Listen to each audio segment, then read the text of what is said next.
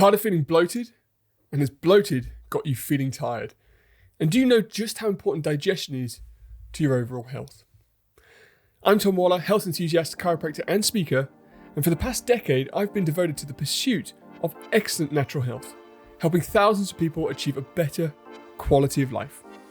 I take complex topics and make them easy to digest and simple to implement so that you too can change your life. But be warned, I'm not holding back any punches as I bring you the truth. In this episode, I'm going to uncover the importance of digestion and the keys to improving your digestion. At any one time, 4 out of 10 people suffer from some digestive sort of problem. 20% of people have acid reflux, and for men, colon cancer can affect 1 in 22 people. It really is a serious condition which, if you get a diagnosis, the prognosis, how you're actually going to move forward, is not that favourable. However, there is a lot that can be done, and it tends to go completely against the conventional norm and what we've been told. So today's podcast, I'm not going to go into nutrition.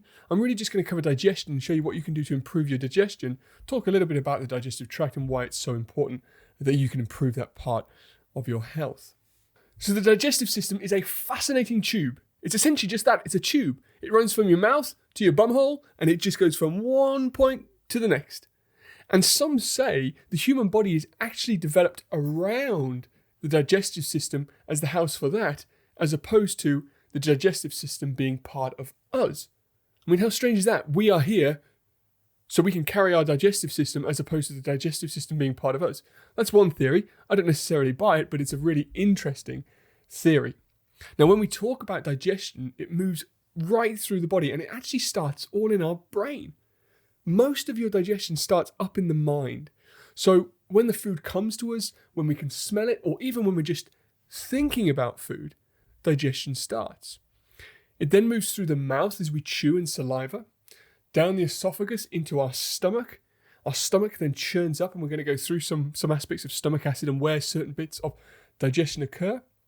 It then drops down into your small intestine, where a lot of absorption of minerals and foods and stuff that we've eaten happens. And then it moves along that long, slow, large intestine. And then we finish off by dropping it out when we've finished with it. So let's start back when we're thinking about food. Most of us, if we've been to school, have heard of the experiment Pavlov's dogs. Pavlov's dogs was where this chap, Mr. Pavlov, got a load of dogs and he gave them food. And as he gave them the food, he rang the bell. He did that several times, and then he rang the bell and took the food away.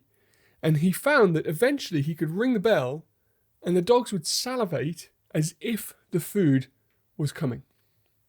It's something called operant conditioning, but what we can take from that experiment is that our body is priming itself for food before we even start to eat. So we call this the cephalic phase of digestion.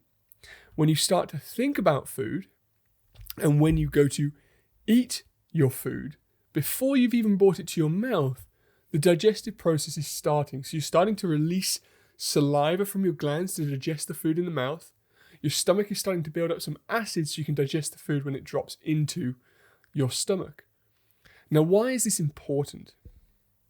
This is really important because having a pause before you eat your food is essential for good digestion. Now, a lot of cultures do this. They give grace or say thanks before they eat. And that moment, just that moment to take to pause before we digest our food, before we eat our food, is really essential for allowing the body to start the process. If you just grabbed a bit of food on the go and chucked it straight in your mouth, you wouldn't have started to create the digestive enzymes, the amylase that forms within your mouth that breaks down carbohydrates. And if you just took that food and swallowed it straight into your stomach, expecting the acid to do its job, you're going to cause yourself a world of pain. Which brings me on to the next step.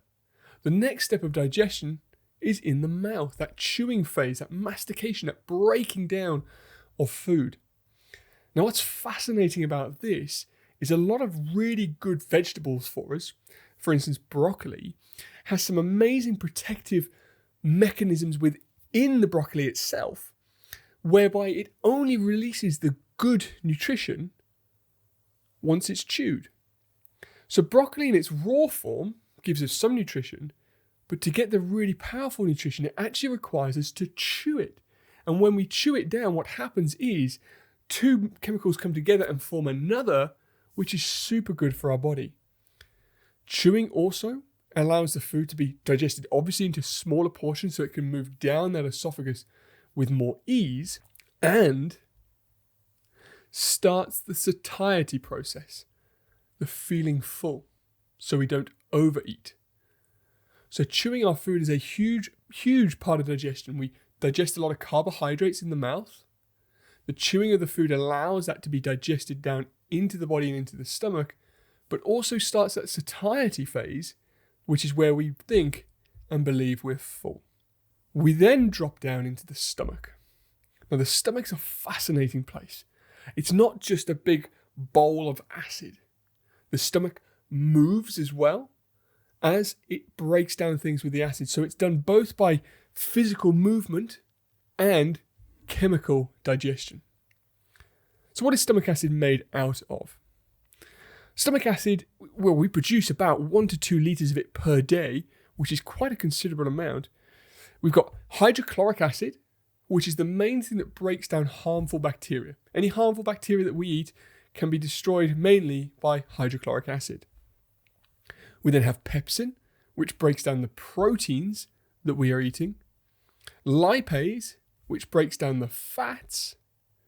And then we've got this thing called intrinsic factor. Now, intrinsic factor is really important to help us with B12 absorption. Now, you might have heard of B12 deficiencies. One of the most important things that we can be absorbing is B12 because it helps us with our nerve, helps us with our blood, and helps us with our DNA. So we break down a lot of this stuff in the stomach and it's allowed to churn and move away.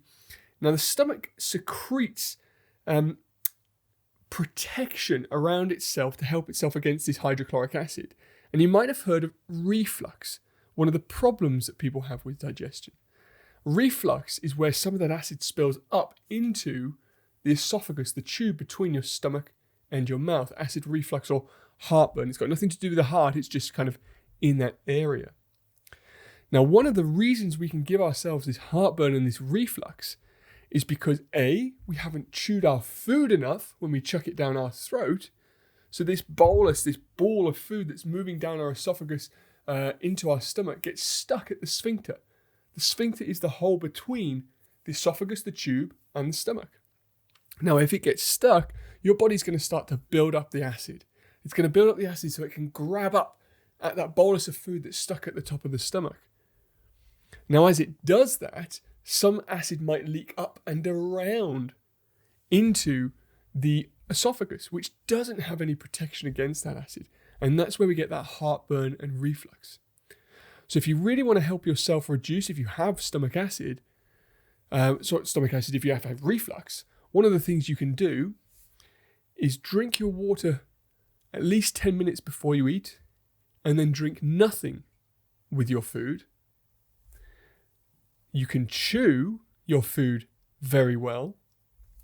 And if you're really struggling, you can take a teaspoon of bicarbonate of soda, mix it in some water. It tastes like soap. It's absolutely disgusting, but really good for helping you with your reflux or heartburn. So that can help if you take that just a few minutes before you digest your food. So now we've got through the stomach and we've broken pretty much everything down. We're moving into that small intestine. Now, we've heard of the intestines, we think of these big tubes in our stomach. The large intestine sits around on the outside, and inside it, we have the small intestine. The small intestine is a fascinating place because this is really where we get our nutrition. All the breakdown of the food as it's come through our body has enabled it to be absorbed. When we move into the small intestine, that's when it does get absorbed. And it gets absorbed by these things called microvilli. They're lots of little fingers. So instead of the surface of your stomach or your small intestine being smooth, it's actually like loads and loads of little fingers hanging down. And they're called microvilli. And they are a direct link between the contents of your small intestine and your bloodstream. So to get all those great nutrients out of your food and into your body, it has to go through that barrier of the microvilli into the bloodstream. So in the small intestine, that's the magic place where we absorb most of our food. And the food stays there for a while as it gently passes its way through to get the most out of it that we can. As we move finally into the large intestine is this big tube that runs from the lower right-hand side of your tummy up and around under your ribcage to the lower left-hand side of your tummy. Now, there's no absorption really done here. What's happening here is a huge amount of bacteria. Now, this bacteria is a big part of your immune system. So really, the majority of your immune system is sitting in your stomach. But in your large intestine, in your tummy. Over here, we have a decomposition of fiber. So as this food slowly moves through the large intestine, we're decomposing the fiber and making energy. And we're reabsorbing all the water that we need to back into the body to keep us hydrated in that large intestine. And once it's gone through that process, it's time to go to the bathroom and we get rid of the waste. So to finish off, I've got 5 simple tips for you to help you with your digestion. 5 processes you should think about when it comes to eating and digesting your food. The first one is to hydrate, then relax, then chew, pause, and move. Those 5 again are hydrate, relax, chew, pause, and move. So hydrate before you have your food. Get enough water into the system. This starts the process of satiety, so your body's not confused that it's hungry when actually it's thirsty. We're now getting ready to absorb and receive the food that we have. So hydrating before we have our meal is really important. The relax, if you remember that cephalic phase of digestion, is where we just allow our body to think, okay, I'm about to eat. Let's start building up some enzymes in the mouth and let's start churning the acid in the stomach. Let's get ready for this food.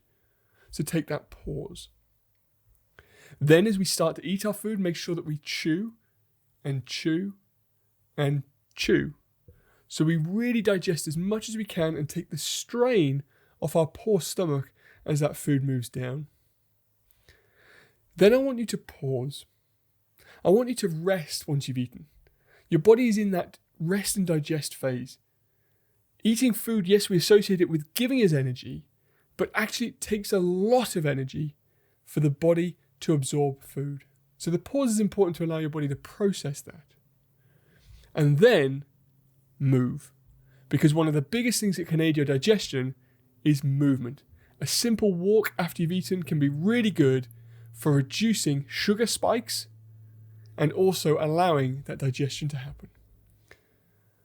So if we understand that the digestive system and that part of our body can be responsible for such ill health in people, what's your excuse if all you have to do, you don't even need to change what you eat necessarily, and we'll get onto that in other episodes because you know that's not the truth, but even without changing what you eat, by simply taking the time to hydrate, relax, chew, pause and move, you too can improve your digestion for better health. And please remember, everything you've heard in the show today is not designed to diagnose, treat, or manage any of your digestive issues or conditions. Please make sure you see your health practitioner or local general practitioner to help you with more of that. I hope you've enjoyed this show. Please do like and share it with any friends. Subscribe over to our podcast and on the YouTube channel. And please feel free to leave us a glowing review. We look forward to seeing you on the next show.